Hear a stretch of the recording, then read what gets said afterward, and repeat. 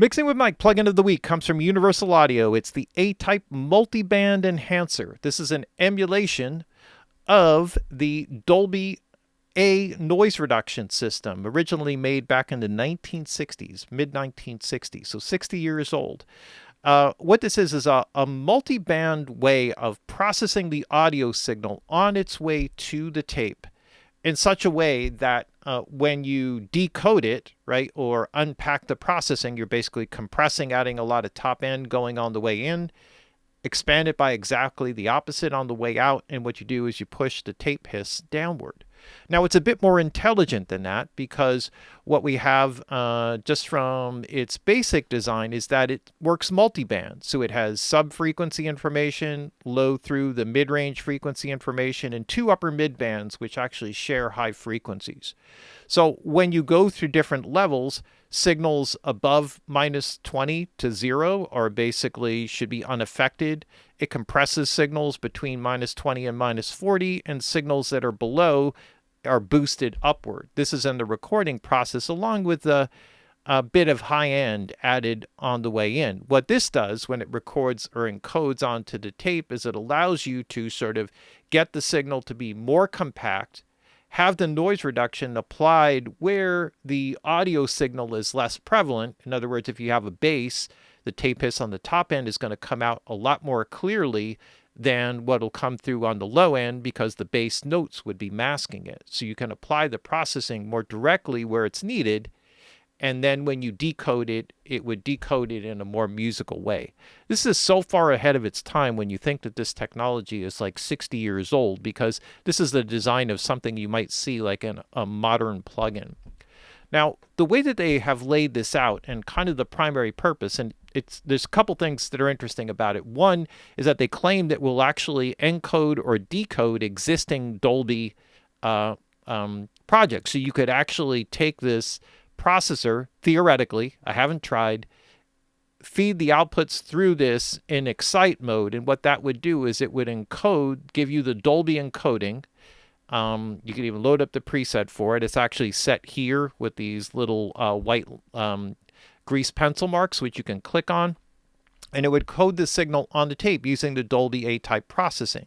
When you played it back, you would switch to expand mode, and then bring that back accordingly. And what that would do is it would decode exactly what you had encoded onto the tape. You would get the benefit of the tape without having the tape hiss added in. That would be the theory. Now, in the original unit, there was also a Dolby tone that you recorded, which accounted for the frequency response and all the other stuff about the specific tape machine you were using. There are lots of calibration things that kind of play into it. But in bypassing all of that, if we basically just kind of start here fresh, let's kind of go for it here and use it more in a way that can be used to enhance the mix. So one of the things that ended up happening over the years was that people realized if you played back a signal that had that encoding built into it, so the encoded signal, and you mixed it in parallel with the existing track, so used it basically like an effect device where you're sending into it and bringing it up on the return, you would get this super compressed, very airy, present sound that could be used. Mostly it was used for vocals, but it could be used for drums and kind of almost any sound where you felt you wanted to kind of really pull it forward or kind of lift it up in the speakers. So there's a series of modes. The excite mode works in the purely with the basic setup of the Dolby encoding. The expand mode is the back end. So it's like a compander, right? A compressor on the input, expander by the exact opposite on the output. There's a high frequency added on the input. It's taken away on the output. This is done across multiband, and each individual track will have its own unique processing based on the signal that you're trying to work the noise with. There's also an air mode. This would be the one that you would go to get some of the modifications that were done. That shows up here down in the circuit mod section, where you can actually see the individual bands. So one of the interesting things about this is that it will come up with the default settings, but you can actually go in and systematically kind of change the crossover points, change the levels of any of the amount of processing within the individual bands. It also adds some additional controls like filtering, which we'll get into in a second. So with the excite and the expand mode, you can work that way. Air mode, it only uses the top two bands, right? So these top two bands, both will be bringing in air, right? So that would be the classic thing. And one of the modifications that was done was they basically literally just clipped the resistor points leads that enabled the encoding process for the lower frequencies, and all the way up to 3K. And so everything was up above there. But this gives you some additional controls, which we'll play around with. There's also a crush mode. So the crush mode is basically the compression. It actually switches to a 4-to-1 mode, or fixed 4-to-1 mode. And will give you a bit of more of like a pumping, breathing type of thing. They sort of talk about this for room tracks, and we'll kind of do a little demonstration of that just to kind of show you what's going on there. And there's also a gate mode. This particular mode uses the expander as a form of a gate, full band gate. So you see like there's nothing here. Crush mode is the same. That's full band. Air has the two, and the other two modes allow you to play with sounds in the full frequency spectrum. So there are many adaptations here which don't exist in the original. In the original, you got your basic record or encode mode or decode mode, and that's it, right? Pretty much those are your primary things. Everything else is done. There's like a calibration button and all of that. So what we have here on this is a couple of adaptations. One is a sidechain filter. So what this will do is it will filter out frequencies below 150 hertz, 12 dB per octave. Or the other option is to have like a tilt filter, which basically runs through the sidechain, which gets 3 dB louder per octave as you go higher in frequency. So wherever that centers off, it's basically just a tilt filter. The meter in the middle will show input level or gain reduction. Okay, the input level is critical. One of the things about Dolby Tape, using this as a pure noise reduction system thing, is that you were stuck with this very specific alignment specifications that Dolby spelled out. So if you wanted to slam the tape or hit the tape hard, this system would not work for you. You know, and I think a majority of its use probably ended up more in the classical field and also in the film industry. So it was used a lot for that, right, to eliminate hiss. Jazz music, things where there's more performance dynamic going from low to high, where the tape hiss would become more apparent or an issue. If you're doing some grunge rock song, noise reduction is not the way that you want to go, right? That's the basic idea. You're not going to be able to compress or hit the tape the way you would want to. So we have all of that. There's a mix control, wet, dry, right? So it'll give you the pure dry. This will give you pure wet signal. So depending upon whether you are using it in a send return configuration or using it directly on the track would be how you would adjust it there. You can set the amount of it. When you do these settings, there's a couple of grease pencil marks that will show up. Those would be what the default actual full-on processing would be in the real unit. Everything else you can adjust accordingly. Now, there are some other adaptations to this. If you take this out, it will operate normally. There's a 4-to-1 would be a fixed compression. Now, my own understanding of Dolby noise reduction was that it was always 2-to-1, but apparently it's not fixed. Apparently it is changing. So it operates a little bit like tape, where it varies the ratio based on the input signal level. The sidechain link will just make the left and right work identically. So if you're using it in a stereo configuration, this will keep both sides exactly the same. Otherwise, what you will get is processing that will respond differently based on the signal, left and right in that case. So that can sometimes widen things out a little bit. There's also a knee control. Now, interestingly, the attack and knee are also variable in the unit. But what you have here in the 0 setting is what the original unit is, and you can adjust it to make it a softer knee or a harder knee. Softer knee would basically soften the transient. Harder knee would basically sharpen the transient. So depending upon how much you want to articulate it. The release would obviously you can make it pump and breathe more or faster, or you can make it smoother by going slower. And then you have an output gain control. The headroom control just does like a input-output calibration, so that you can kind of quickly, basically in a digital realm, just raise the input level and lower the output level by the same amount, that type of thing. The auto cal, what this does is it calls up the default filter settings that are here. So as I switch between the different modes, if there are different modes, it will switch them out. If I turn this off, and I, if I turn this off and say I made an adjustment to this mode, right, you could see that that turns red. If I turn this off, then, it will maintain that as I switch between the different settings. So that's just basically, and if I click this back on, it'll put it back to its normal default mode. Just something to consider while you're using it, so you don't get kind of frustrated by it. All right, so enough talking. Let's make some noise. So let's start by just working a little bit here with some drums.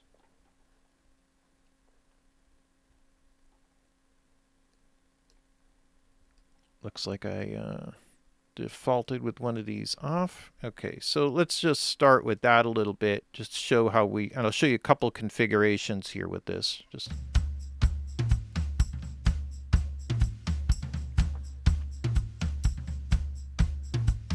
I'm going to turn this off.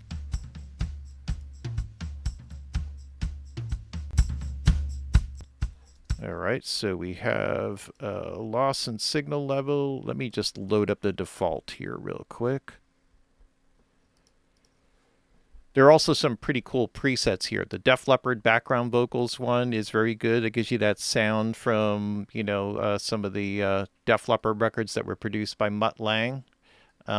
This was used on a lot of records, by the way, so it's not like it's something that is sort of just, really unique. If the studio had one, it would be, you could always just throw it in and as an effect. It was a great way to bring air into sound.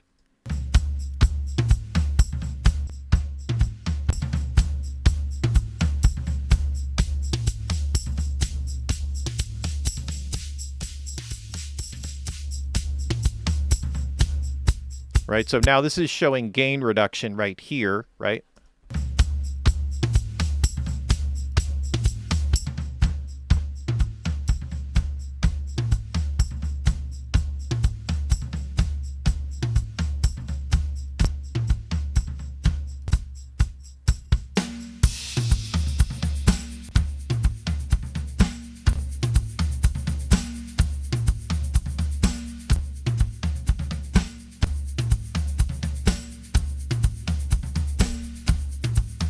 And if I wanted to control the release on this or the aggressiveness of it, I can go to a harder knee and kind of make it pump and breathe a little faster.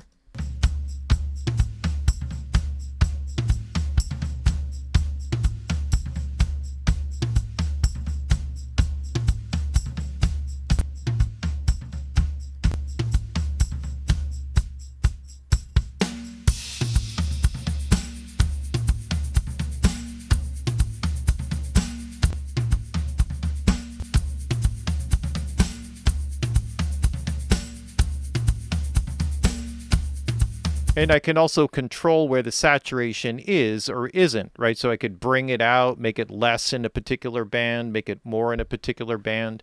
If I go to the fixed 4:1 compression, it'll give me a little bit more consistent results if I'm kind of using it a bit more like a compressor, which is what I'm using it here, and also as a way to add presence. But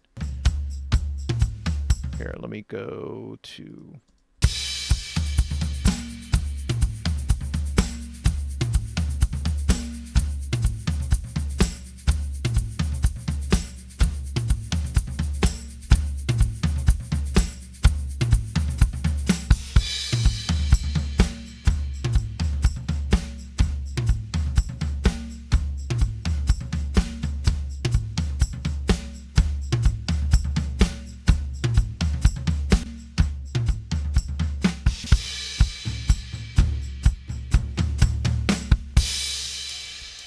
Right, so you can hear like how much like control that you have with this sidechain filter will take that out of the processing. I could also kind of pull this down, although that goes up to 150 hertz, but I could also play around with this by kind of dialing this in. So if there was some particular area of this where I'm adding it in, where it's kind of giving me something that I don't like, you know, I can kind of play with that, right?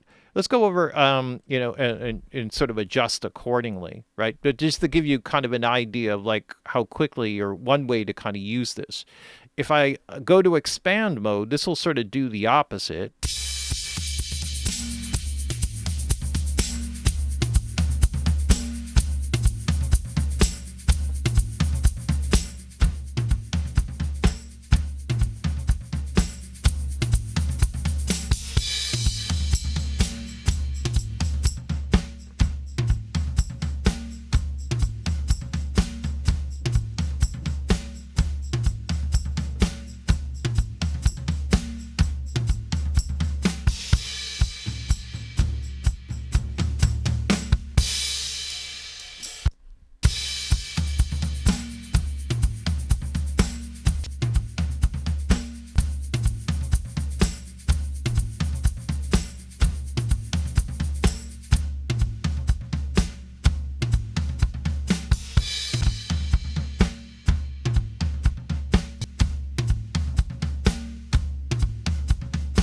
All right, just another way to kind of get the kind of pumping and breathing movement out of the sound. So there's a lot to go with there. There's also a crush setting. This is sort of a fun one. It's a bit more designed. Probably here. Let me do this. Let me go back here for a second. Set up like a room reverb.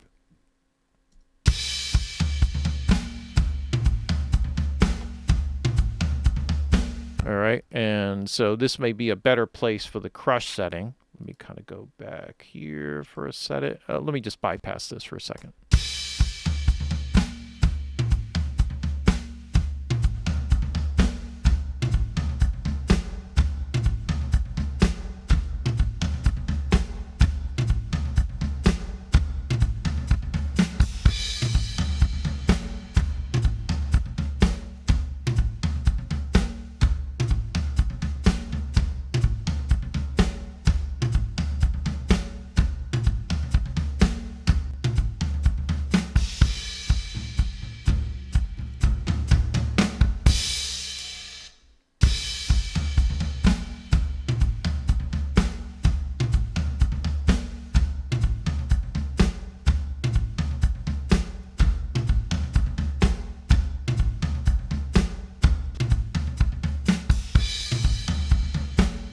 Right? Again, being able to kind of shape the attack and the release. This comes up by default as a 4-to-1, and it's full band.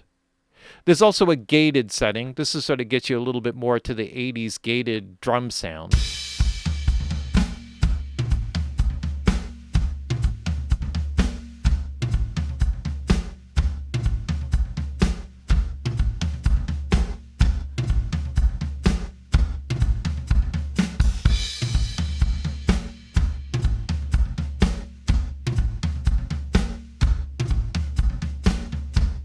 Again, also with, you know, sort of the added presence and air that you kind of get with it, you know. So this is like all like, you know, one other way to kind of include this. So that's what that particular setting, the gated and crushed sound were for.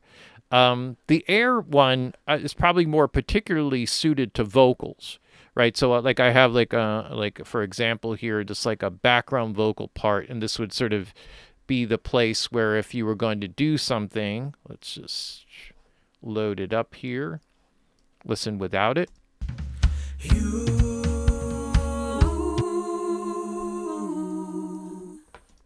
And let's see what we got here. All right.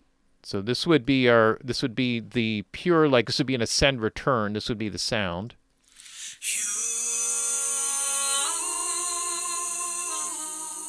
Right, and then if I mix it in,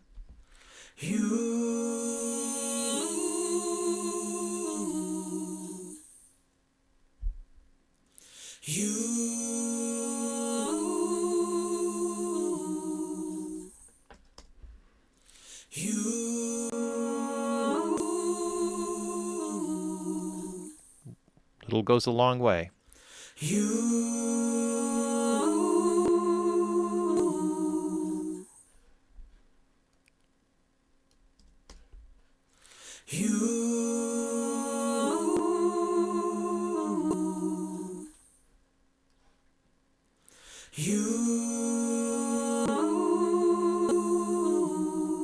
Now, if I can also shape this here with the filters, so I can actually kind of bring this down lower.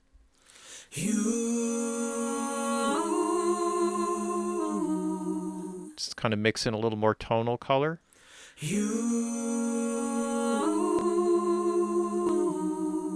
Just as a way to kind of articulate the sound.